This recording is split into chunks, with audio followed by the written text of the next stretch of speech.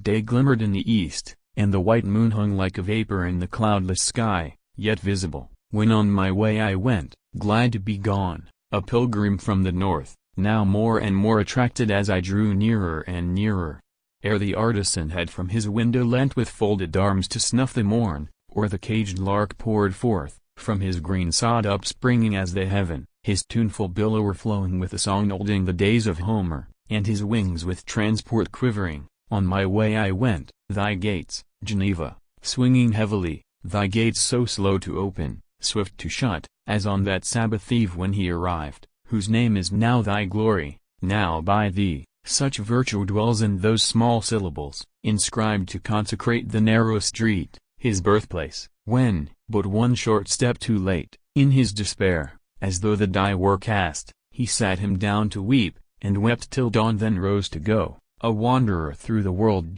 'Tis not a tale that every hour brings with it. Yet at a city gate, from time to time, much may be learned, nor, London, least at thine, they hive the busiest, greatest of them all, gathering, enlarging still. Let us stand by, and know two passes. Here comes one, a youth, glowing with pride, the pride of conscious power, a Chatterton, in thought admired, caressed, and crowned like Petrarch in the Capitol, ere long to die, to fall by his own hand, and fester with the vilest. Here come two, less feverish, less exalted, soon to part, a Garrick and a Johnson, wealth and fame awaiting one, even at the gate, neglect and want the other. But what multitudes, urged by the love of change, and like myself, adventurous, careless of tomorrow's fare, press on, though but a rill entering the sea, entering and lost. Our task would never end. Day glimmered, and I went, a gentle breeze ruffling the Leman Lake.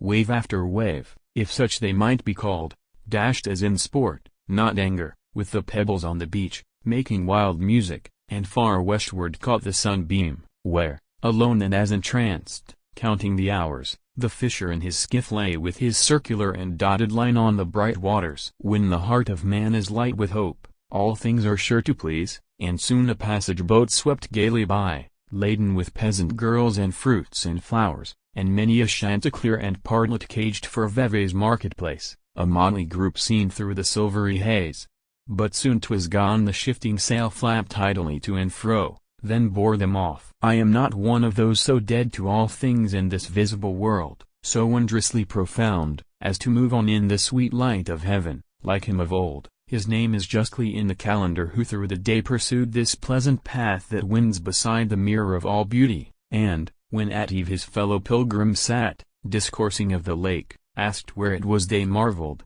as they might, and so must all, seeing what now I saw, for now 'twas day, and the bright sun was in the firmament, 1,000 shadows of 1,000 hues checkering the clear expanse. Awhile his orb hung o'er thy trackless fields of snow, Mont Blanc, thy seas of ice and ice-built promontories, that change their shapes forever as in sport, then traveled onward, and went down behind the pine-clad heights of Jura, lighting up the woodman's casement, and perchance his axe borne homeward through the forest in his hand, and on the edge of some lower-hanging cliff, that dungeon fortress never to be named, where, like a lion taken in the toils, Toussaint breathed out his brave and generous spirit. Ah, little did he think, who sent him there, that he himself, then greatest among men, should in like manner be so soon conveyed athwart the deep, and to a rock so small amid the countless multitude of waves, that ships have gone and sought it, and returned, saying it was not.